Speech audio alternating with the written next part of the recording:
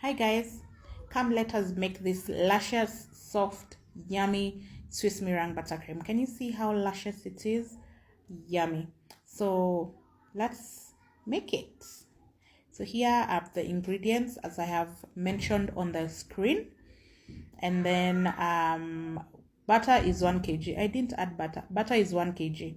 So you separate your egg whites from the egg yolks, and you use a bigger bowl to pour in so that you avoid rotten egg yolks spoiling a whole batch of egg whites. So that is what I'm doing. Your egg yolks, you can enjoy them, you can cook them, whatever you want, you can bake with them. So what I'm just doing here is separating the egg whites from the egg yolks, and I use this method because it's simpler and easier for me to do. So that is what I was doing. And then after separating, I separated 14 egg whites. Yeah, so just watch me separate egg yolks like a pro. No egg yolk went into my egg whites, so I cleared my surface, and then I added my 4 cups of sugar to 14 egg whites. And what I like to do is just to mix in the sugar and the egg whites properly before I do the double boiling method. So here's what I was doing.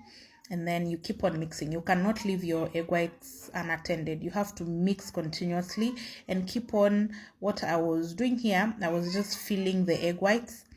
The mixture, I was filling for sugar granules.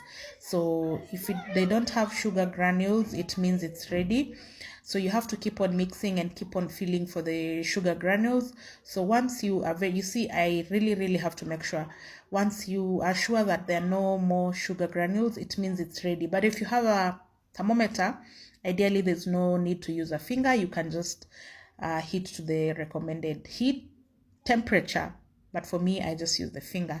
So transfer to your mixing bowl. It's preferably easier when you use a bowl than a hand mixer.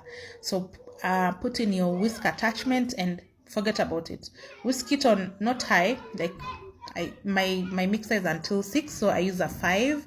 And then just to make sure that my butter is 1 kg, I just cut it with the tin. Honestly, I just cut into cubes because that is how I will place in the meringue.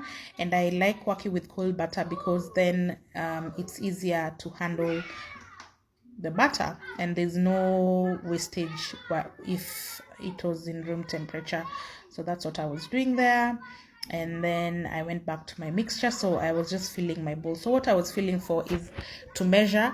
You see, my butter is not very cold and it's not very warm. It's not room temperature at all. So I was filling the bowl just to make sure that how warm the meringue is. My cold butter, my 1 kg cold butter, is able to cool down the meringue. So there's just that sweet spot where it's not too hot. The meringue is not too hot. So that is what I was doing. And then I add in my butter one by one.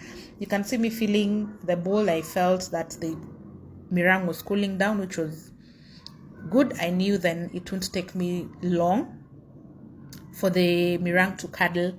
So yeah, here you scrape your plate, and you can see if you work with cold butter, there's minimal wastage. So you just let it mix for almost 30 minutes. And then here I slowed it down so that you can see the magic that happens from the smooth cream to how it curdles. So this is what you're looking for. You have to mix until your meringue and buttercream mix and they curdle and they become something like that. It looks like prestige or butter. It has to mix to that level. So once you're there, your meringue is ready. You ideally can use it at this point. You just add your essence and a bit of salt to balance the sugar, because this has a lot of sugar and you cannot reduce on the sugar. So you add the salt to just balance the taste. So that is what I was doing. And you can leave it at this, just mix in the salt and essence and leave it at there. But if you are going to use it to cover cakes, I'd advise you go the extra mile of removing all the air bubbles that has been mixed in, because this will be a struggle for you to get a smooth finish on the outside of your cakes. So scrape your bowl, and after scraping your bowl properly, put in your paddle attachment and mix in very slowly. So here I was just showing, I hadn't sped up the video, so this is how slow it goes. And it goes for, do it for 30 minutes. That is what I do. It goes for speed 1 for 30 minutes, so that you make sure it becomes very, here I sped up the video, it becomes very soft and luscious, and this is what you get at the end. No air bubbles, very smooth, very beautiful, and very yummy. And I wanted to show you the amount that this recipe yields. It yields around 2.2 kgs.